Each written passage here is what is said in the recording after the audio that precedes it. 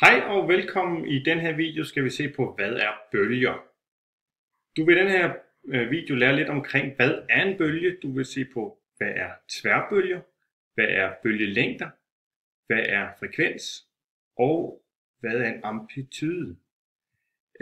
Du kender måske en bølge allerede fra ude på stranden af, hvor at nogle bølger de skubber ind over. Det er en slags bølge. Det man ligesom kunne undre sig lidt over, det er, hvorfor er det ikke bare vandet, det bliver ved med at stige og bare skylle ind over. Og det er faktisk fordi, at bølger det er energi, der ligesom bliver overført. Og det man ligesom kan prøve at tænke på det som, det er, at vi har de her vandmolekyler, som er derude. Og det de faktisk gør, det er, at de skubber. Der kommer noget energi, der skubber den ene, som rammer ind i den anden, som bevæger sig ind i den næste. Og på den måde er det faktisk det, der skal hele vejen ind til stranden, hvor at de sidste molekyler i rækken bliver skubbet ind over stranden. Så bølger det er faktisk egentlig ikke vand eller masse, der bliver flyttet, men det er egentlig bare noget energi, der bliver overført. Og det kan være lidt svært at forstå, men du kender måske Newtons vugge, hvor at det er egentlig det samme fænomen, der sker, hvor vi har en masse, der kommer med noget energi her, og rammer ind i de andre, som skubber videre til de andre. Så en definition af en bølge, det er altså, at bølger, det er svingninger, der forplanter sig. Og det er altså kendetegnet ved, at det er energi, der bliver flyttet, og ikke en masse, der bliver flyttet.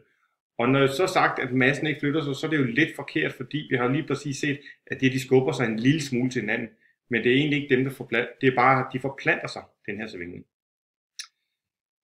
Der findes nogle forskellige slags bølger. En ting er den her vandbølge, men der findes faktisk også lysbølger og lydbølger, radiobølger, mikrobølger. Og måske har du også hørt om radioaktiv stråling. Det er alle sammen bølger, så både lyd og lys og radio, mikrobølger og radioaktiv stråling, det er faktisk bølger, som er rundt om os. Som nogle af dem kan være svære at se. Eksempelvis vandbølger kan vi tydeligt se, men lyd kan vi jo ikke så nemt se. Og lys kan vi se fænomener af, men vi kan ikke se selve bølgen, der går derhen. Så der findes en masse forskellige slags bølger, men man kan faktisk dele dem op i to slags.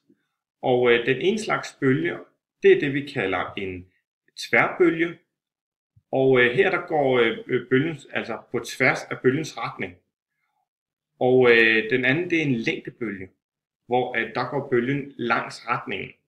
Og vi kan allerede fornemme det lidt herinde. Jeg afspiller videoen her lige om lidt, hvor vi skal prøve at se de to typer bølger, hvor det er vist på en fjeder, der er spændt ud. Og her kan vi altså se den øverste, der har vi en tværbølge, hvor bølgen går altså på tværs, og nedenunder der har vi en længdebølge, som bevæger sig med retningen. Lad os lige prøve en gang at se den her video.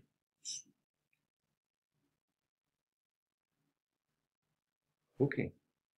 Så der kan vi altså se, at tværbølgen går altså i tværs af retningen, hvor længdebølgen følger med. Og det er den måde, vi inddeler det ligesom i de to slags bølger, der er. Et eksempel på tværbølgen, altså der bevæger sig på tværs af bølgens retning, det er det, vi kalder elektromagnetisk stråling. Elektromagnetisk stråling, det er et bredt begreb. Vi har også det, der hedder spektrummet, hvor at det går lige fra radiobølger hen til infrarød bølger, til det synlige lys, til ultraviolet, til røntgen og til gamma. Og det er faktisk bølger, som der bevæger sig på tværs, men alt efter bølgens længde, hvor meget den breder sig ud, og hvor hurtig frekvensen er, så afgør det, hvad det er for en type bølge, vi er med at gøre.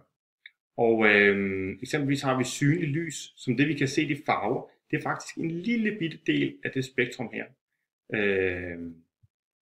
Hvor at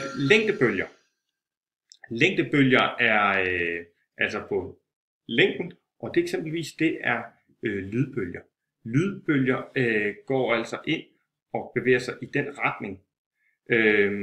Her har vi en højttaler eksempelvis, hvor vi har zoomet ekstremt ned på molekylerne, hvor en højttaler står her og skubber til nogle molekyler, og det giver en fortætning. Det vil sige, at der er nogle molekyler, der bliver sat sammen, trykket sammen, og det forplanter sig hen i nogle andre, og på den måde så bevæger bølgen sig altså hen over molekylerne, de skubber sig altså, og det forplanter sig henover. Og det er det, vi kalder en fortætning, når det bliver presset sammen, og så ved siden af, så sker der en fortynding, og så sker der en fortætning. Og så kan man måle bølger. Bølger kan man altså måle i tre forskellige måder. Vi kalder det bølgelængden, og det angiver altså, hvor lang en svingning er. Så en bølgelængde, det er altså fra en bølgetop her, og hen til den næste bølgetop. Det er altså, hvor lang en svingning er. Og eksempelvis så har vi rødt lys, som vi lige så før, det var en del af elektromagnetisk spektrum. Det har en bølgelængde på 700 nanometer. Det kan lyde meget, 700 nanometer, men det svarer faktisk til 0,000007 meter. Så det er nogle ekstremt små bølger, de her i virkeligheden er. Så kan vi måle i forhold til frekvens. Frekvens, det er, hvor mange svingninger en bølge foretager per sekund. Altså, hvis vi tager og måler her, og så siger vi, okay, når der er gået 1 sekund, hvor mange bølger der så er passeret forbi os. Og en bølge, et udslag, det er altså fra en bølgetop og hen til næste bølgetop. Så har den slået 1 gang. Og frekvens, det måler vi i hertz, og det betyder altså per sekund.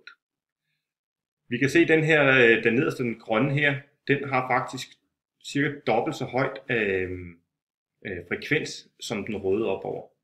Vi kan se den altså dobbelt så mange. Radiobølger. Hvis du stiller din radio ind på 91,7 MHz, så vil det faktisk svare til, at en radiobølge den modtager 91.700.000 gange i sekundet modtager en radiobølge. Så det er altså et ret højt tal, og der sker så mange bølger i sekundet. Så er der amplituden, og amplituden det er, hvor stor svingningen er. Amplituden måles fra midten af bølgen af og op til toppen eller bunden. Og her der har vi et eksempel, hvor vi har midten her, og så er det altså amplituden, hvor lang den her svingning er. Okay. Det var, hvordan man måler bølger. Bølgers egenskaber. Bølger har nogle egenskaber, der ligesom er fælles for dem alle sammen. Og det ene det er, at bølger de kan gå igennem hinanden.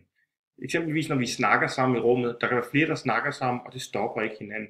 Så bølger kan godt passere hinanden igennem, så længe de egentlig er på hver deres frekvens eller bølgelængde. Bølger kan også interferere med hinanden. Og det betyder altså, at de kan påvirke hinanden. Og man kalder det konstruktiv interferens eller destruktiv interferens. Og jeg kommer ind på det lige om lidt, hvor jeg viser et eksempel på det, men konstruktiv det betyder altså, at den forstærker det der igennem, og destruktiv det betyder altså, at de nedbryder hinanden. Og så kan bølger gå rundt om hjørner. Du kender måske, at du kan snakke med nogen, som er i et andet rum, end det der er i rummet ved siden af, og det er fordi, at det faktisk kan bevæge sig rundt om hinanden. Og så er der endelig, at bølger de kan reflekteres. Eksempelvis kan lys, hvis du er inde i et spejl, så kan det reflektere lyset hen et andet sted. Det kender du måske med dit ur eller inde i et spejl, at man kan ligesom reflektere det rundt. Jeg vil lige vise det der med interferens. Det er, at herhen har vi konstruktiv interferens, hvor vi har 2 bølger, en grøn og en rød. Og de kører faktisk præcis samme bølgetype, som du kan se. Og det betyder faktisk, summen af de 2, det bliver faktisk den blå her, hvor at de forstærker hinanden. Så de går sådan og påvirker hinanden. Omvendt har vi også herhenne en destruktiv interferens, hvor at de kører lige præcis modsat af hinanden, og det betyder, at de udligner hinanden. Så opsamlingen på det her, det er, at en bølge, det er altså ikke en bevægelse af en masse, men det er faktisk en svingning, der går igennem med energi. Og så har vi tværbølger, som bevæger sig på tværs af retning, og vi har længdebølger, som bevæger sig med bølgen. Så har vi en bølgelængde, som er noget, vi måler det på, og så har vi frekvensen, som er antal svingninger per sekund, og så har vi amplituden. Og det er altså højden af bølgen. Tak fordi du så med, og det var lidt omkring bølger.